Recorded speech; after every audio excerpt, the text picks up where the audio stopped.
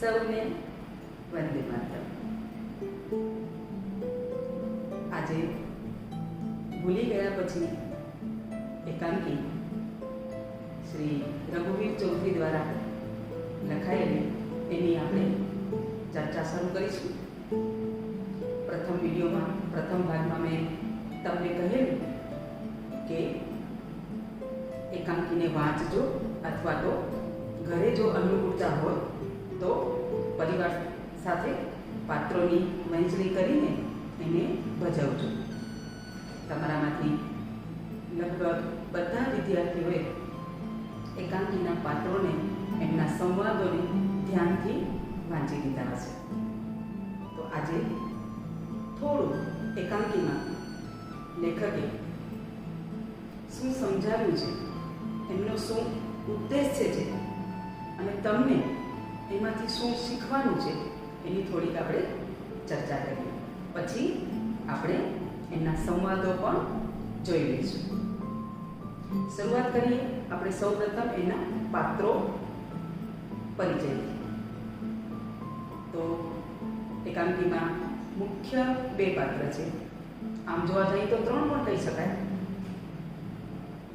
મુખ્ય પાત્ર છે નરેન, જે ફોરેસ્ટ અધિકારીના રોલમાં છે, એટલે કે વનાધિકારી। વન વત્તા અધિકારી, અહીં સંધિ પણ છે, એટલે જંગલ ખાતાના અધિકારી તરીકે નરેનનું પાત્ર છે। બીજું મુખ્ય પાત્ર જે છે એ છે મનીષા દેસાઈ,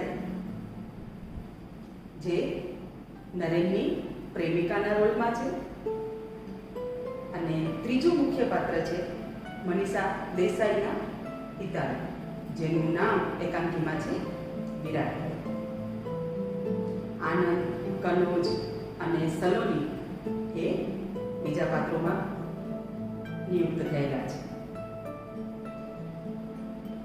મૂળ વાત જે આ એકાંકીની છે ભૂલી ગયા પછી એમાં જે મુખ્ય સાર, જે એક મુખ્ય મુદ્દો લેખકે આપણી સમક્ષ મૂક્યો છે એ છે સંબંધ, વિચ્છેદ અને ફરી પાછો સંબંધ। સંબંધ, વિચ્છેદ અને ફરી પાછો સંબંધ। એક વખત નરેન અને મનીષા પ્રેમના સંબંધથી બંધાય છે, બંને એકબીજાને ચાહે છે, સ્નેહનો સંબંધ છે બંને વચ્ચે। અમુક કારણોસર બંને જુદા પડે છે, એટલે કે એમના સંબંધનો વિચ્છેદ થાય છે અને ત્યારબાદ ફરી પાછા એવા સંજોગો આવે છે જ્યાં બંને ફરી પાછા મળે છે, એટલે કે ફરી પાછો સંબંધ બંધાય છે। આ ત્રણ મુખ્ય વાત ઉપર આખી એકાંકી ટકેલી છે। વિદ્યાર્થી મિત્રો, એક કહેવત છે કે પ્રેમ ક્યારેય મુરઝાતો નથી। જો સાચો પ્રેમ તમે કોઈને કરતા હો, સાચો સ્નેહ કરતા હો, દિલ ફાડીને કોઈને ચાહતા હો, તો એ સંબંધ ક્યારેય ભૂસાય નહીં। જિંદગીમાં ક્યારેક ને ક્યારેક એ સંબંધ તમને પાછો મળે છે। તમે શાહરુખ ખાનની એક મૂવીમાં ડાયલોગ સાંભળેલો છે, કાયનાત જો ઈચ્છે તો ફરી મળી શકાય છે, અને સાચા પ્રેમને તો ઈશ્વરના પણ આશીર્વાદ મળતા હોય છે, ઈશ્વરની પણ કૃપા મળતી હોય છે। નરેન અને મનીષા દેસાઈ બંનેનો પ્રેમ સાચો હતો, પણ એમાં જે મોટું વિઘ્ન હતું એ મનીષા દેસાઈના પિતાની અણસમજ। આપણા સમાજમાં એવું એક ચિત્ર છે કે માતા પિતા ઈચ્છતા હોય કે પોતાની દીકરી એ ફક્ત દીકરી છે, મતલબ ઘરે હોય, પિયરમાં હોય, એના લગ્ન ન થયા હોય ત્યાં સુધી એને ઘર સાચવવાનું, એને એવા સંસ્કારો આપવાના કે તારે એક દિવસ સાસરે જવાનું છે અને ત્યાં રહેવાનું છે, તારો ઘર સંસાર વસાવવાનો છે, તો તને આટલા સંસ્કારો અમે આપશું જ।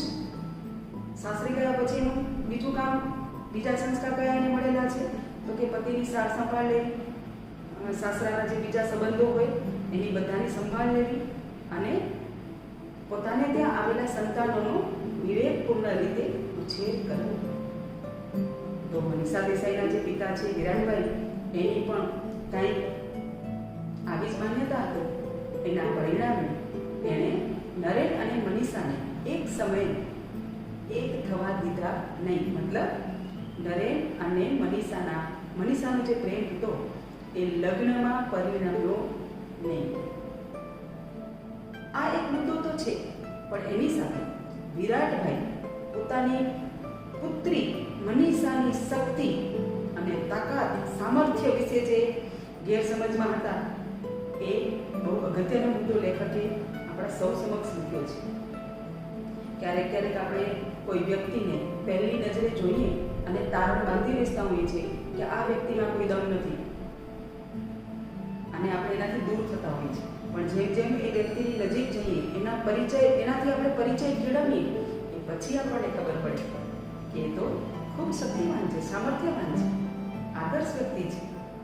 અને પછી આપણી આંખો ઉઘડતી હોય છે. વિરાટભાઈનું પાત્ર પણ કંઈક આ રીતે જ આખી એકાંકીમાં સર્જાયેલું છે. વિરાટભાઈ એક સમયે એવું માનનારી વ્યક્તિ હતા કે એની દીકરી મનીષા દિવાલ ઉપર ગરોળી હોય ને તો એને જોઈને બી જનારી દીકરી છે, અને એટલા માટે જ એ એવું ઈચ્છતા કે મારી દીકરી મનીષા ગરોળીથી બી જાય છે, એ જો નરેન સાથે લગ્ન કરશે તો સિંહની ત્રાળ સાંભળીને પણ એ મૃત્યુ પામશે અને પરિણામે નરેનને વિધુરનું જીવન વિતાવવું પડશે. જો વિદ્યાર્થી મિત્રો, માતા પિતાના વિચારો એની જગ્યાએ છે, સાચા પણ હોય. વડીલો ક્યારેય સંતાનના લગ્ન માટે એવું ન ઈચ્છતા હોય કે અમે જેમ કહીએ એમ જ અમારા સંતાનો કરે. પણ આ એક વાતથી નરેન અને મનીષા વચ્ચે સંબંધ વિચ્છેદ થાય છે. મતલબ બંને જુદા પડી જાય છે. જુદા પડ્યા પછી 4.5 વર્ષે અચાનક ભેગા થાય છે અને ત્યાંથી આ એકાંકીની શરૂઆત થાય છે. જ્યાં ભેગા થાય છે એ છે આબુ પર્વત ઉપર પ્રવાસે આવનાર એક પરિવારને મનીષા રીંછના હુમલામાંથી બચાવે છે.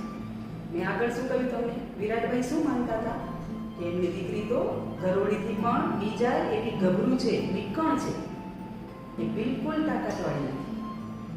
4.5 વર્ષ પછી અચાનક એ જ દીકરી કોઈ એક પરિવારને ભયંકર રીંછના હુમલામાંથી બચાવે છે. ક્યાંથી આવી આ તાકાત? અચાનક એક ગભરું દીકરી, એક ડરપોક દીકરી ક્યાંથી સામર્થ્યવાન થઈ ગઈ અને એટલી બધી તાકાતવાન કે એના સમાચાર છાપાઓમાં છપાય છે. એક દીકરીએ એક કુટુંબને રીંછના હુમલામાંથી બચાવ્યું છે. તો એ જ તાકાત તરફ લેખકે રઘુવીર ચૌધરીએ આ એકાંકીમાં નિર્દેશ કર્યો છે. એ તો તમને લોકોને સમજવાનું છે. આપણા જીવનમાં પણ આપણે ઘણી બધી સમસ્યાઓથી ઘેરાયેલા છે, લઘુતા ગ્રંથિઓથી પીડાતા હોઈએ છીએ, મારામાં આ ખૂટે છે એવું માનીને જીવ્યા કરીએ છીએ. પણ જ્યારે કોઈ તક મળી જાય, કોઈક મોકો મળી જાય ને, ત્યારે મનીષા જેવી ગભરું દીકરી પણ, વિકણ દીકરી પણ સુંદરીમાંથી શક્તિ સ્વરૂપા બની જાય. અને મનીષાએ એ જ કરીને બતાવ્યું એના પિતાને કે ભલે હું ડરપોક હતી પણ હવે હું ખરેખર આ છું. અને એણે એમને નહોતું કર્યું વિદ્યાર્થી મિત્રો. એના માટે એણે કેટલા બધા ટ્રેકિંગના કેમ્પમાં જઈને મહેનત કરી, હિમાલયના શિખરોને સર કર્યા અને પરિણામે એને એના શરીરને કસ્યું, તાકાતવાળું બનાવ્યું. અને એક સમય એવો આવ્યો કે છાપામાં વાંચીને એના પિતાને ગર્વ થાય છે કે મારી દીકરી શક્તિવાન છે, એ વિકણ નથી. આ એક મહત્વનો મુદ્દો જે મેં તમારી પાસે રજૂ કર્યું એમાંથી આપણને શું શીખવાનું છે કે આપણે ક્યારે આપણી આંતરિક તાકાત ઉપર દોષ દેવો જોઈએ નહીં. આપણા બધાનામાં એટલી જ શક્તિ રહેલી છે. તમે ઘણી વખત વર્ગમાં ભણતી વખતે જોતા હશો કે કોઈ વિદ્યાર્થી ચૂપચાપ બેઠો હોય, કોઈની સાથે અડધો મળતો ન હોય અને પરિણામ આવે ત્યારે વિદ્યાર્થી અવ્વલ લાવ્યો હોય, આપણને આશ્ચર્ય થઈ જાય કે આમ કેમ થયું. એનામાં શક્તિ તો રહેલી જ હતી, પણ કદાચ એને એ રજૂઆત કરતા ના આવે. તો મનીષા સાથે પણ આ જ થયું. અને આ બાજુ નરેન સંબંધ વિચ્છેદ થયા પછી, મનીષાથી દૂર થયા પછી, આમ તો એક કવિ જીવ હતો, કવિતાઓ લખતો, પ્રકૃતિ પ્રેમી વ્યક્તિ હતો અને એટલા માટે થઈને એણે ફોરેસ્ટ ઓફિસરની નોકરી સ્વીકારી અને બધું જ ભૂલીને સુખપૂર્વક શાંતિથી વનાધિકારી તરીકેની નોકરીમાં એણે પોતાનું કામ ચાલુ રાખ્યું. કોઈને દોષ આપ્યો નહીં કે હું ને મનીષા જુદા થઈ ગયા, એવી પણ કોઈ મનમાં ભાવના નહીં. બસ એણે પોતાનું કામ ચાલુ રાખ્યું. મનીષાએ તાકાતવાન બનવા માટેની પોતાની સફર અવિરત ચાલુ રાખી. 4.5 વર્ષ પછી જ્યારે વિરાટભાઈ સામે ચાલીને નરેન અને મનીષાને ભેગા કરે છે, ત્યારે નરેન અને મનીષાના પ્રેમની જીત થાય છે. જોકે આનંદ, સલોની એવા પાત્રો પણ વચ્ચે આવે છે એમના પ્રેમને યાદ દેવડાવવા માટે, આગળ વધારવા માટે, પ્રોત્સાહન આપવા માટે. એ તો તમે જ્યારે એકાંકી વાંચી છે ત્યારે એના સંવાદો તમે વાંચ્યા જ હશે. પણ મુખ્ય આજે 3 પાત્રો ઉપર આખી એકાંકી ટકી રહી છે. એમાંથી પહેલો સાથ તમારા જીવનના વિદ્યાર્થી મિત્રો એ ઉતારવાનો છે કે ડરપોક વ્યક્તિ પણ તક આવે, સમય મળે ત્યારે એ હિંમતવાન અને બહાદુર બની શકે છે. એટલે ક્યારે નિષ્ફળતાથી આપણને હારવાનું નથી.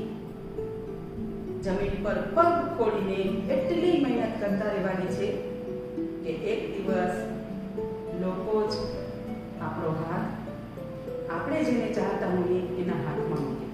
તમે ગઝલનો પ્રખ્યાત શેર સાંભળ્યો છે, મારો હાથ જાલીને લઈ જશે મારા શત્રુઓ જ સ્વજન સુધી.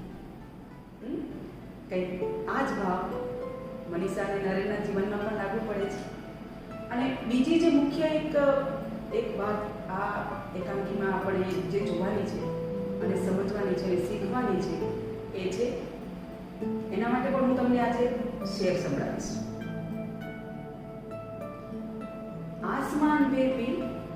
आसमान में भी सुराग हो सकता है. सुराग એટલે છે छिद्र, कान. आसमान में भी सुराग हो सकता है. एक पत्थर तबीयत से उछालो यार. समझ्યા? જો તમે પૂરેપૂરા પ્રયત્નથી, પૂરેપૂરી શ્રદ્ધાથી, દ્રઢતાથી, અડગતાથી એક પથ્થર આકાશમાં ફેંકો ને તો બની શકે કે તમે આકાશમાં પણ કાણું પાડી શકો. કહેવાનો સાર શું છે કે વ્યક્તિમાં એ તાકાત રહેલી છે, એ આકાશમાં પણ કાણું પાડી શકે. અને મનીષાએ એક સમયની ગરોળીથી બી જનાર મનીષાએ રીંછના હુમલામાંથી એક કુટુંબને બચાવ્યું.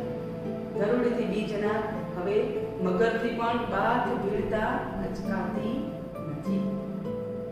કારણ કે પોતાના પ્રેમને પામવા માટે, પોતાના પિતાની ગેરસમજને દૂર કરવા માટે એણે મહેનત કરી. પોતાના શરીરની તાકાતને એણે અજમાવી અને હિમાલયના શિખરો સર કરવા સુધીની એણે સફર પૂર્ણ કરી. અને પરિણામે જ જે પિતાએ એક સમયે નરેન અને મનીષાના સંબંધની ના પાડી હતી, એ જ પિતાએ સામે ચાલીને નરેન અને મનીષાનું મિલન પણ કરાવ્યું. અને મિલન પણ એમને નહીં, તમામ વ્યક્તિઓને મીઠાઈ ખવડાવીને કરાવ્યું. તો વિદ્યાર્થી મિત્રો, આ પાઠમાંથી, આ એકાંકીમાંથી રઘુવીરભાઈ ચૌધરીએ અલગ અલગ પાત્રોના અલગ અલગ સંવાદો વડે એમના ભાવો આપણી સમક્ષ જે મૂક્યા છે એને ફરી ફરીને તમે વાંચજો, ફરી ફરીને એનો અર્થ મેળવવાની કોશિશ કરજો અને એમાંથી જે શીખવાનું છે એને ખરેખર જીવનમાં ઉતારજો, જીવનમાં બચાવજો. કોઈ પણ પાઠ કે કોઈ પણ કાવ્ય અભ્યાસક્રમમાં એમને નથી મુકાતો વિદ્યાર્થી મિત્રો. એમાંથી આપણને કંઈક ને કંઈક પ્રેરણા મળતી હોય તો જ એ મુકાતું હોય છે. એકાંકી આમ તમને ભણવી ઓછી ગમે છે, નાટક જોવા પણ હવે તો તમે ભૂલી ચૂક્યા છો, કેમ કે તમે ફિલ્મના યુગમાં છો.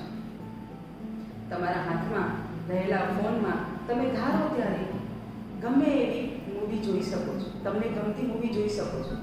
તમે એ જમાનામાં રહેલા વિદ્યાર્થીઓ છો. પણ નાટકની અને એકાંકીની પણ મજા અલગ છે. ફિલ્મો તો હવે આવી છે, શરૂઆત તો સ્ટેજના નાટક અને એકાંકીથી જ થઈ છે. તો એકાંકી પણ આપણને ગમવી જોઈએ. આવી સુંદર કૃતિઓ તમારા હાથમાં આવે અને તમે એને વાંચતા થાઓ અને સમજતા થાઓ તો એક એકાંકી નહીં પણ એને લગતી બીજી 2 કે 3 કે 4 એકાંકી શોધી અને વાંચજો. હવે આપણે આખી એકાંકીમાં જે સંવાદો મુકાયેલા છે એને જોઈ લઈએ અને એને સમજી લઈએ. મેં જે ચર્ચા કરી એના આધારે હવે તમે પાત્રોના જે ભાવ છે અને પાત્રોના જે સંવાદ છે એને સમજવાની કોશિશ કરજો. ચાલો જોઈ લઈએ ભૂલી ગયા પછી એકાંકીના સંવાદો. આબુ પર પર્વતારોહણ શિબિરમાં આવેલા સલોની અને કનોજ ખભે દોરડા ભરાવી સ્ફૂર્તિથી ચાલ્યા આવે છે. એમની વચ્ચે એક બાળપણના સ્નેહી નરેનને જોઈને મનીષા ભાષણ કરતા અટકી ગયેલી. 2 અકસ્માતો નડવા છતાં એણે હિમાલયના શિખરો સર કરેલા. અને 3 ગઈકાલે એણે એક કુટુંબને રીંછ સામે રક્ષણ આપી બચાવી લીધું. એ વિશે વાતચીત થાય છે. એ બંને હવે વનાધિકારી નરેનના નિવાસે આવી પહોંચ્યા છે. નરેનભાઈ, ગઈકાલે 4:01ના અરસામાં તમે ભરત ટેંક પાસે થઈને પસાર થયા હતા? હા, તમે લોકો એ વિસ્તારમાં હતા તો મને બોલાવ્યો કેમ નહીં? અહીં જંગલમાં કોઈ ઓળખીતો અવાજ કાને પડે એવું બનતું જ નથી. મને કોઈએ બોલાવેલો? ના, તમને જોઈને કોઈક બોલતા અટકી ગયેલું. મારા જેવા સાદા માણસને તારી આ ગોપિતવાણી નહીં સમજાય. લો, આ સમાચાર વાંચો. લો, એમાં ફોટો છે અને સમાચાર તમારા માટે અજાણ્યા નથી. બધા પર્વતારોહકો જાણે છે. દીદીએ રીંછના હુમલામાંથી પેલા સુરતી કુટુંબને બચાવ્યું નહોતું? અહીંના રીંછ વિશે તો નરેનભાઈ જાણતા જ હશે. હા, એ માનવભક્ષી નથી હોતા. માણસને જોઈને જનૂનથી પ્રતિકાર કરે છે. એમના હાથના પંજા આપણા મોં પર વાગી ગયા તો ભારે જોખમ, અને આ સમાચાર મુજબ તો ભાગ્યે જ બચત. 8-10 વર્ષના 2 બાળકો સાથે નીકળનાર એ કુટુંબને ધન્ય છે. કદાચ રસ્તો ભૂલ્યા હશે અથવા અમારી ટુકડીને દૂરથી જોઈને ટૂંકો રસ્તો લીધો હશે. એમને ખબર હતી કે અહીં કોચ તરીકે સેવાઓ આપતા બહેન સુરતના છે, મનીષા દેસાઈ. મનીષા, સુરત.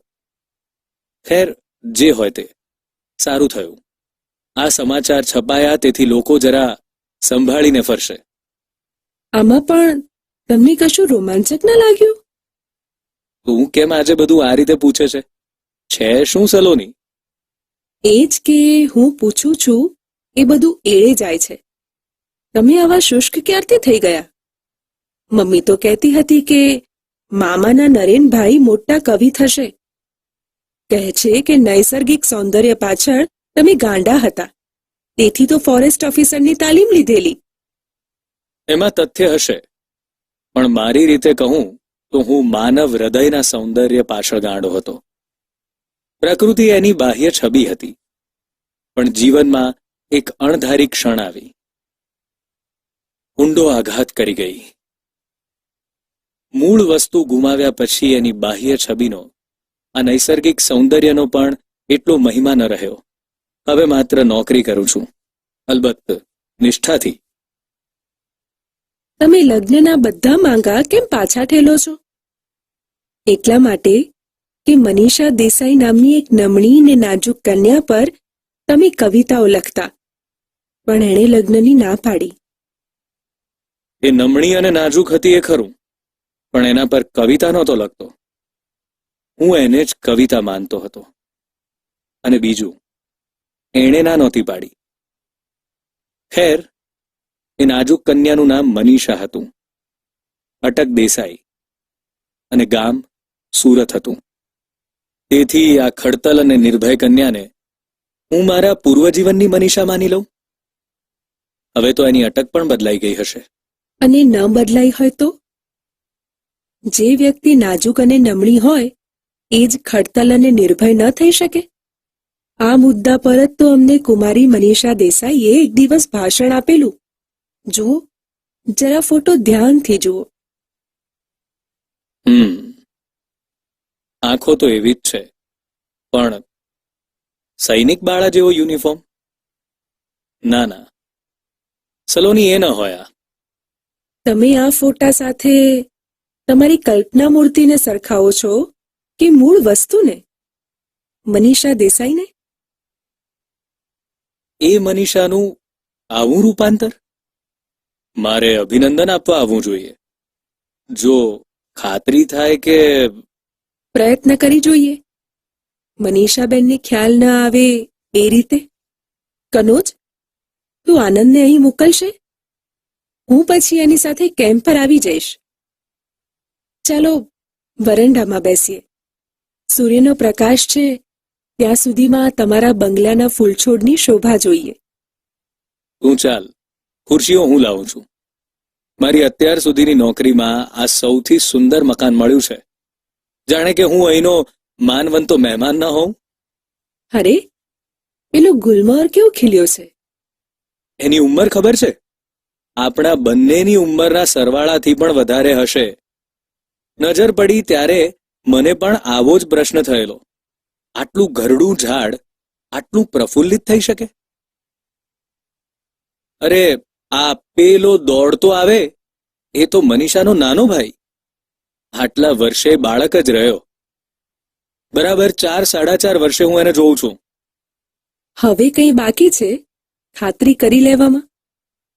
હા, મૂળ વસ્તુ, મનીષાનું મન. તમને દૂરથી જોતા જ જેની વાણી ખોવાઈ ગયેલી, તેના મન વિશે બાતમી આપનાર મારાથી ચડિયાતું તમને મળવાનું નથી. એ તમને ચાહે છે. એના પ્રેમમાંથી જ એનું આ શૌર્ય જાગ્યું હશે. શક્ય છે. હા, આનંદ, કેમ આમ દોડતો આવ્યો? અહીં આવ્યા પછી એ ચાલવાનું ભૂલી ગયા છે, બસ દોડે છે. આજે તો કારણ પણ હતું. કનોજે કહ્યું કે મને અહીં બોલાવ્યો છે. તમને મળીને પાછું બસ સ્ટેન્ડે જવું છે. તાર હતો, પપ્પા આવવાના છે. હું અને દીદી એમને લેવા જતા હતા. ત્યાં કનોજે અમારી કાર રોકી અને એ મારી જગ્યાએ ગયો. પણ તારા પપ્પા આમ એકાએક? આ મનીષાના પરાક્રમ વિશે છાપામાં વાંચ્યું હશે. અભિનંદન આપવા પધારતા હશે. મનીષા કોણ? તમે પૂછો છો, મનીષા કોણ? એની હાજરીમાં એવો પ્રશ્ન ન કરતા, નહીં તો એ આત્મહત્યા કરશે. અત્યાર સુધી જીવી છે તો હવે કદાપી એવું ન કરે. દીદીનું ભલું પૂછવું. અહીંના ઊંચામાં ઊંચા શિખર પર જઈને કૂદે. જેને કાજે આવું આકરું તપ કરીને સિદ્ધિ મેળવી, એ પૂછે કે મનીષા કોણ, તો પછી... ખરેખર હું તો ભૂતકાળ બાદ કરીને જીવતો હતો. મનીષા યાદ કરીને જીવતી હતી. ખરેખર તો એમ કહેવું જોઈએ કે એ ભવિષ્ય માટે જીવતી હતી. પપ્પાએ તમારી સાથે એની સગાઈની ના પાડી, એનો આઘાત સમજવાની ત્યારે મારી ઉંમર ન હતી. છતાંય મેં એની તરફેણમાં દલીલ કરી હતી. પપ્પાએ મને કહેલું, જા, મનીને કહે કે એક ગરોળી પકડી લાવે, તુરત હા પાડી દઉં. એમની વાત સાચી હતી. મનીષા ત્યારે સુકુમાર તો હતી જ, ડરપોક પણ હતી. પપ્પાને ખાતરી હતી કે સિંહની એકાદ ત્રાડ સાંભળીને જ મનીષા મરી જશે અને નરેન્દ્ર કુમારે વિદુરનું જીવન જીવવું પડશે. પણ હવે આખી વાત બદલાઈ ગઈ છે. પપ્પા ઘણા વખતથી તમારું સરનામું શોધતા હતા. એ મનીષા પાસેથી જાણશે તો સીધા અહીં જ આવશે. આ બધું માન્યામાં આવે એવું નથી. વધુ પડતું સારું લાગે છે. જેને માટેની મારી યોગ્યતા મેં કદી કલ્પી પણ ન હતી. દીદી હોર્ન વગાડતી લાગે છે, હું જાઉં. ખરેખર તો મારે જવું જોઈએ, પણ જો એ અહીં આવવા માંગતા ન હોય તો કહેજો કે કાલે સવારે અભિનંદન આપવા કેમ્પ પર આવીશ. 5 વાગે અમે તાલીમ માટે નીકળી જઈએ છીએ. અને 10:30 આવી જાવશો. ખબર તો ઘણી રાખો છો. મારી જવાબદારીનો ભાગ છે. સલોની, ચાલ, તારે નથી આવવું? કેમ? દીદી અહીં નથી આવતા? એ તો આવે છે, પણ હું અને આનંદ વિરાટ બાબુને ગેસ્ટ હાઉસમાં મૂકવા જઈએ છીએ. એમને નરેનભાઈ વિશે કશી ખબર નથી? દીદીએ કશું કહ્યું નથી. તો જીપ અહીં કેમ લાવ્યા? આનંદને તને લેવા. ચાલ, આવજો નરેનભાઈ. આવજો. સલોની અને કનોજ જાય છે. નરેન થોડાક ડગલા ચાલે છે. જીપ ઉપડવાનો અવાજ. અરે, એક માણસને મૂકીને જીપ ઉપડી ગઈ. શું એને માટે એમાં જગા નહીં હોય કે એ મનીષા હશે? ઓહ, અહીં જ આવે છે. આવો મનીષા. આ છોકરાઓએ ભૂમિકા તૈયાર કરી ન હોત તો હું તને ઓળખી શક્યો ન હોત. તું તો જાણે કે સુંદરીમાંથી શક્તિ બની ગઈ છે. તે એક કુટુંબને બચાવ્યું એ બદલ અભિનંદન. આભાર. મને હતું કે આ સ્વરૂપે જોઈને તું મને ભેટી પડશે. તું પહેલા એટલી સુકુમાર હતી કે તારા તેજની અદબ રાખવાનું મન થાય. સાચે જ એક એક પલકારે પ્રશ્ન થયા કરે છે. આવેશથી ભેટી પડતા પણ સંકોચ થાય. અને હવે તું દીપ્તિવંત લાગે છે કે તું એ જ મનીષા છે. છું અને નથી. નહોતી તે થઈ શકી એનો આનંદ છે. ગરોળીથી ડરનાર હવે મગર સાથે પણ લડી શકે એમ છે. બહુ આનંદ થયો તને આમ ખડતલ થયેલી જોઈને. પણ મારા પપ્પાને થયો છે એટલો નહીં. બસ સ્ટેન્ડ પર એમણે મને ઉચકી લીધી અને બધા પેસેન્જરોને બતાવી. ગાંડા માણસની જેમ મોટેથી બબડાટ કર્યો. બધા ભેગા થઈ ગયા અને એમને પોતાનું ઓડિયન્સ બનાવીને ભાષણ કર્યું. એમાં સાત્રનો પણ હવાલો આપ્યો. કહ્યું કે કાયર માણસ બહાદુર થઈ શકે છે, સુકુમાર શક્તિશાળી થઈ શકે છે. એક શેર પણ બોલ્યા, ઇકબાલનો. અચ્છા. खुदी को कर बुलंद इतना कि हर तकदीर से पहले खुदा बंदे से खुद पूछे बता तेरी रजा क्या है. વાહ, હું ત્યાં હાજર હોત તો તારી પ્રશંસા સાંભળીને ધન્ય થઈ જાત.